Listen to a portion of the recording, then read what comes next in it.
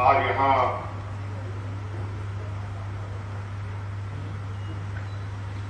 झारखंड के इस प्रोजेक्ट भवन के सभागार में नवनियुक्त आयुष सामुदायिक स्वास्थ्य पदाधिकारी नियुक्ति समारोह कार्यक्रम में हमारे साथ उपस्थित स्वास्थ्य मंत्री बन्ना गुप्ता जी, यहाँ उपस्थित राज्य के मुख्य सचिव सुदेव सिंह जी,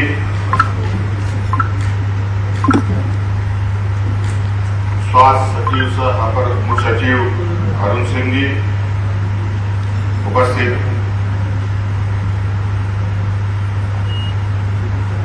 हमारे प्रधान सचिव राजीव वरण मेहता जी, सचिव विनय चौबे जी, सभी वरीय पदाधिकारीगण और यहाँ आए हुए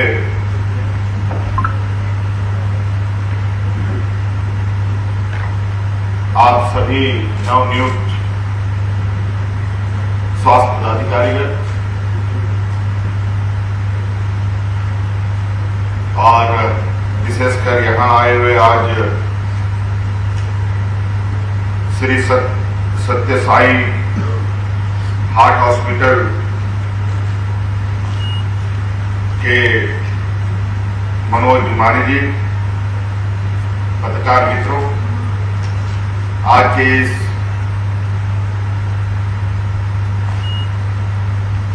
नियुक्ति पत्र वितरण समारोह में आप सबका हार्दिक अभिनंदन है, स्वागत है और हमारी तरफ से आप सबको जोहार है। बहुत सारी बातें इस संदर्भ में आपके बीच में रखी जा चुकी है। आज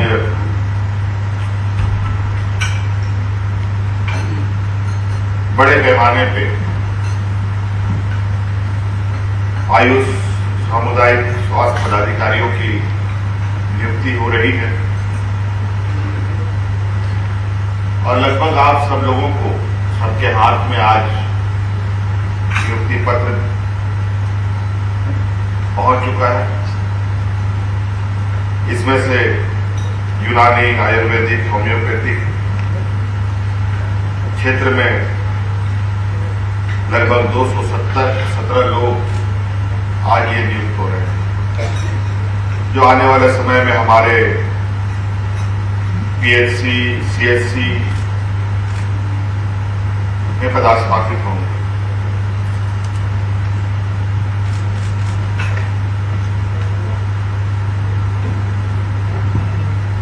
यूनानी, आयुर्वेदिक, होम्योपैथिक चिकित्सा पद्धति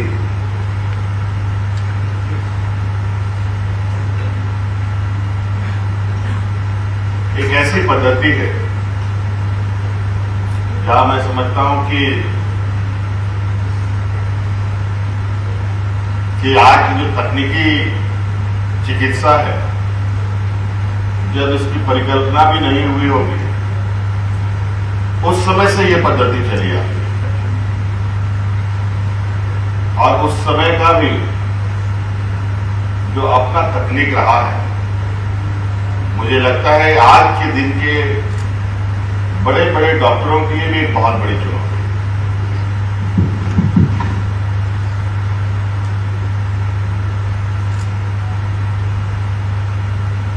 निश्चित रूप से आज ये इस राज्य के लिए स्वास्थ्य के क्षेत्र में एक ऐतिहासिक दिन होगा जब इतने बड़े पैमाने पर आयुष चिकित्सकों की नियुक्ति हो रही है। झारखंड प्रदेश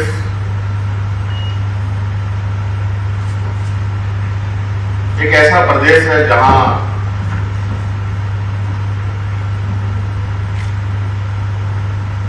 के लोग जो रहने वाले हैं, जिनकी संख्या सबसे अधिक है, आदिवासी बहुल राज्य है, जंगल, पहाड़, नदी, नाले से भरा हुआ ये राज्य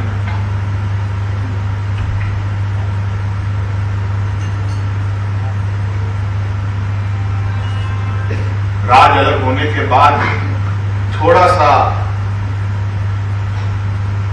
इस राज्य में शहरीकरण का एक चेहरा हमें दिखने को मिल रहा है।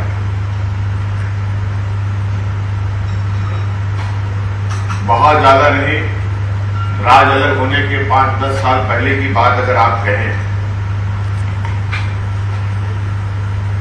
जिसको आज बाईपास का नाम दिया जाता है, रातू रोड से एचएससी तक, हरमू रोड इनको हम कहते हैं, उस रोड में लोग आने जाने से भी डरते थे।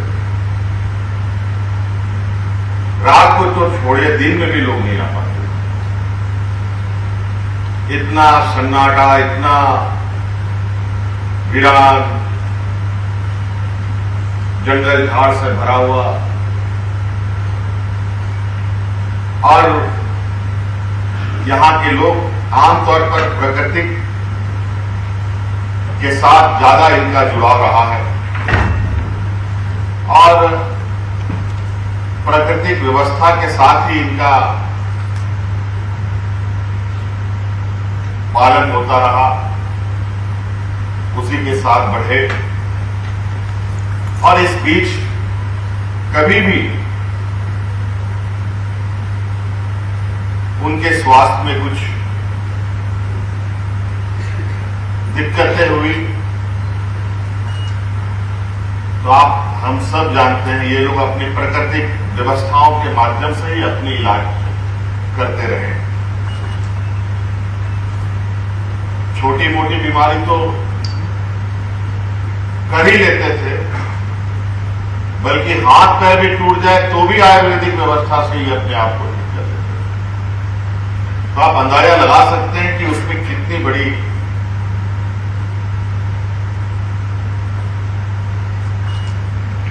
इनकी एक जो चिकित्साई सोच रही होगी, जिससे वो अपने आप को ठीक करते हैं। आज के दिन में भी कई ऐसे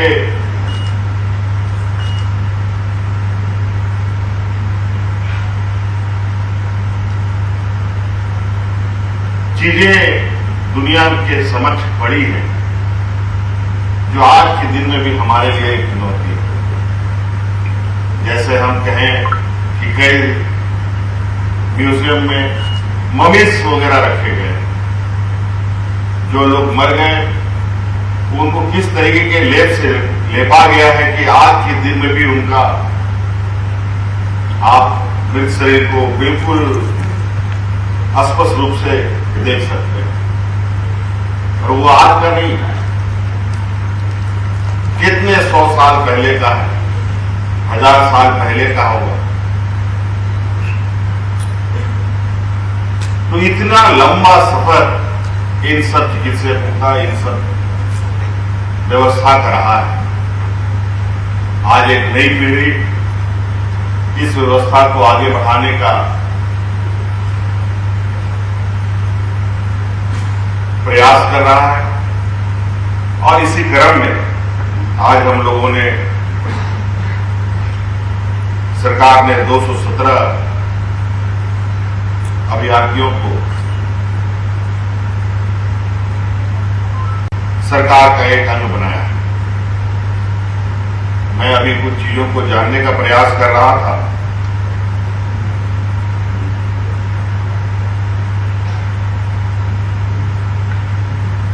और इस बात, इस स्वास्थ्य व्यवस्था को लेकर हमारी लगातार चिंताएं बनी रहती हैं। कई काफी तकलीफ देख खबरें भी स्वास्थ्य को लेकर के विभिन्न सुदूर ग्रामीण क्षेत्रों से सुनने को मिलता है। मुझे लगता है आज की इस नियुक्ति से उन समस्याओं पे भी हमें उसका समाधान निकालने में सहायक होगा।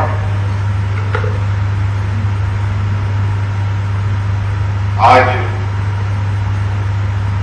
ये जो तीनों क्षेत्र से यहां पर आप लोग चयनित हुए हैं, नियुक्त हुए हैं, यूनानी, आयुर्वेदिक, होम्योपैथी। हम तो यहाँ engineering college, medical college, nursing college, dental college, इन सब के बारे में तो बहुत फ्रिक्वेंटली बातें हमारे कानों तक आती रही, लेकिन यूनानी की पढ़ाई कहाँ हो रही है, आयुर्वेदिक की पढ़ाई कहाँ हो रही है, होम्योपैथिक की पढ़ाई कहाँ हो रही है। सही बात माने पूछे तो अभी तक मेरे कानों में कहीं से ये आवाज नहीं है। अभी बैठे बैठे इसी विषय पर मैं मुख्य सचिव से चर्चा कर रहा था और आज मुझे काफी खुशी हो रही है कि आज आप लोग इतने बड़े पैमाने पर सरकार का अंग बनने के लिए तैयार हुए हैं। आज सरकार स्वास्थ्य को लेकर किस तरीके से अपना सर खपाती रहती है, फिर भी समाधान नहीं निकलता। मैं चाहूंगा कि आप सब लोग सरकार का अंग ही नहीं बल्कि एक ऐसी व्यवस्था के साथ जुड़ने जा रहे हैं जहां आपके माध्यम से सरकार के लिए जो स्वास्थ्य के क्षेत्र में चुनौती बनी रहती है, उस चुनौती को आपको स्वीकार करना है। आज सरकार ने इस विषय पर कई तरीके के इंसेंटिव देने का भी निर्णय लिया है। आप अपने जिस क्षेत्र में हो उस क्षेत्र में आप बेहतर कार्य करेंगे तो जो आपको सैलरी के रूप में सरकार ने सुनिश्चित किया है, उसके अलावा 15,000 रुपये और एक्स्ट्रा भी देने का निर्णय सरकार ने बनाया। हर महीना का बेहतर करेंगे तो हर महीना 15,000 रुपये आपको एक्स्ट्रा, बल्कि आप पूरा साल अगर आप बेहतर करेंगे तो उसमें जो भी इंसेंटिव आपको मिलेगा मैं उसको एक बार फिर से रिविजिट करूंगा और क्या बेहतर आपको दिया जा सकता है। और मैं आपको यह भी आश्वस्त दिलाना चाहता हूं, आज इस आयुष के नियुक्ति के शुभ अवसर पर, आयुष चिकित्सकों के शुभ अवसर पर मैं पहली बार आप लोगों के इतने बड़े समूह के साथ बैठा हूं। आप लोगों की आने वाली पीढ़ी के लिए इस क्षेत्र में इसके शिक्षा के लिए भी एक नई शुरुआत हम करेंगे, जहां हम आयुर्वेदिक, होम्योपैथिक की पढ़ाई सरकार के द्वारा कराई जा सके। हमारे राज्य में बहुत पिछड़ापन है, गरीबी, और हमें पता है हमारे यहाँ के बच्चे किस तरीके से अपनी शिक्षा ग्रहण करते हैं, अपने भविष्य को चिंता करते हैं कि साइड में कुछ जमीन बेच दूं, घर गिरवी रख दूं और पढ़ लूं तो मुझे भविष्य में नौकरी मिलेगा। आज आपने देखा कितना बड़ा दर्दनाक घटना घटा। यूक्रेन में इतने बड़े पैमाने पर भारत से बच्चे गए थे पढ़ने के लिए, कोई आधा अधूरा पढ़ा, कोई एडमिशन लिया, कोई फाइनल करने जा रहा था, ऐसा वहां संकट आया कि उनको पढ़ाई छोड़ छाड़ के भागना पड़ा। बड़े पैमाने पर उनके पेरेंट्स ने कर्ज ले लेकर के उन बच्चों को वहां भेजा। आज स्थिति ये बनी पड़ी है कि वो बच्चे ना इधर के हैं ना उधर के, और जो पेरेंट्स ने जो लोन ले रखे हैं वो तो अपने सर पर बैंक चढ़ करके लेना ही है। और इस विषय पर भारत सरकार कोई निर्णय लेगा, लेकिन अभी तक कोई निर्णय नहीं लिया। और इसी प्रकार यहां पर भी जो आप लोग शिक्षा ग्रहण करने के लिए कोई पंजाब जाता है, कोई हरियाणा जाता है, कोई बिहार जाता है, कहां जाता है, मैं कोशिश करूंगा आने वाले समय में यूनानी, होम्योपैथिक और जो आयुर्वेदिक की पढ़ाई इसी राज्य में हो बेहतर तरीके से।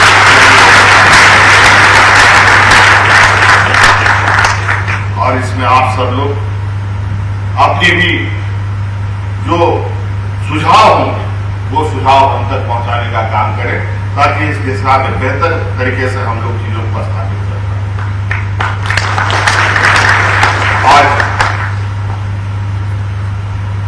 दो खुशियों का दिन, इतने बड़े पैमाने पर आयुष चिकित्सकों की नियुक्ति, दूसरा हमारे यहाँ हमारे बीच में आए प्रशांति फाउंडेशन के जो गुजरात से मनोज बिमारी,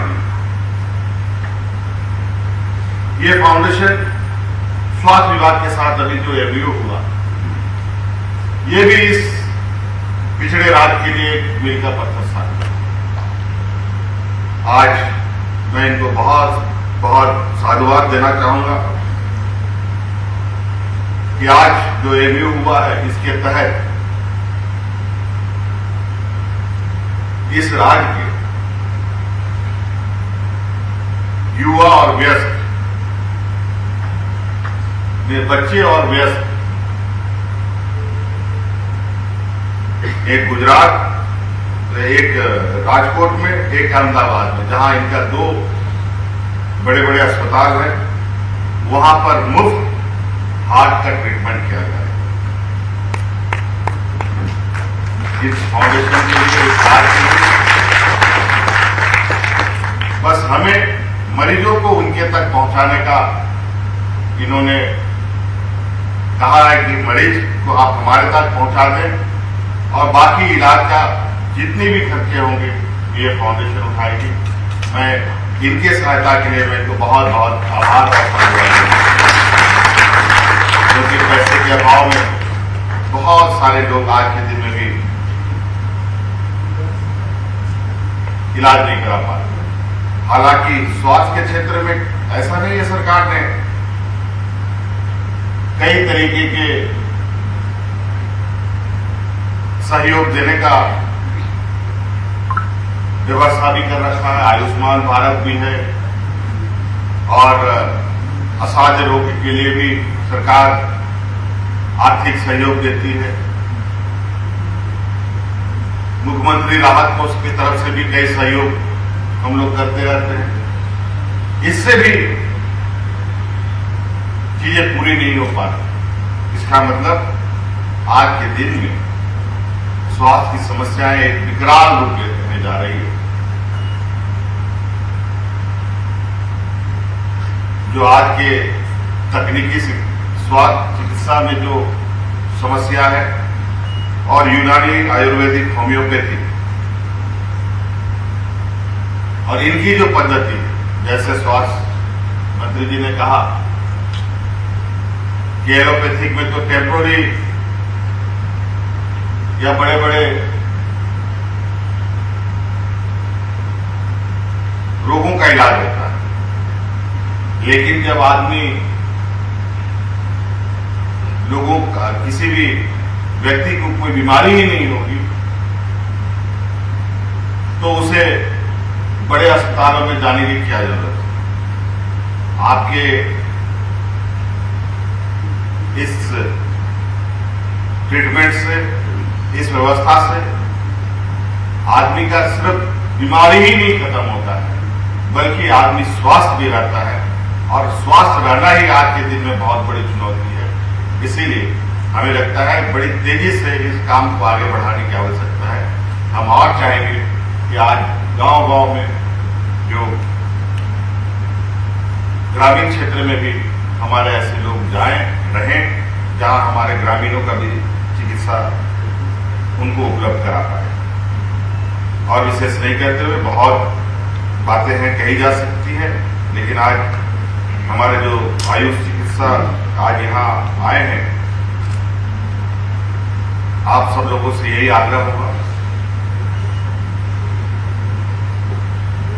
आज हमारे बीच एक महामारी, कोरोना जैसे महामारी आया और अब तो समझ में नहीं आ रहा है कि वो जा रहा है कि वो हमारे साथ रहने की तैयारी कर रहा है ये थोड़ा समझ में नहीं आ रहा। कदा कदा सुनने को मिलता है, कभी इधर कोरोना बढ़ रहा है, कभी उधर कोरोना बढ़ रहा है, कभी मास्क लगाते हैं, कभी नहीं लगाते हैं, कभी जेब में रखते हैं, कभी बक्से में रखते हैं। बड़ा स्थिति अजीब सी हुई पड़ी। लेकिन समस्याएं जो भी आएंगी, चुनौती तो हम मनुष्य को लेना ही पड़ता है। और इसमें कोरोना में भी कई लोगों ने आपके तरफ से सहयोग किया, और मुझे लगता है कि आने वाला समय में आप लोगों के माध्यम से राज्य में स्वास्थ्य विभाग को और बेहतर करने का प्रयास किया जाएगा। नई सफर की तैयारी के लिए आप सब लोगों को मेरी ओर से बहुत बहुत शुभकामनाएं।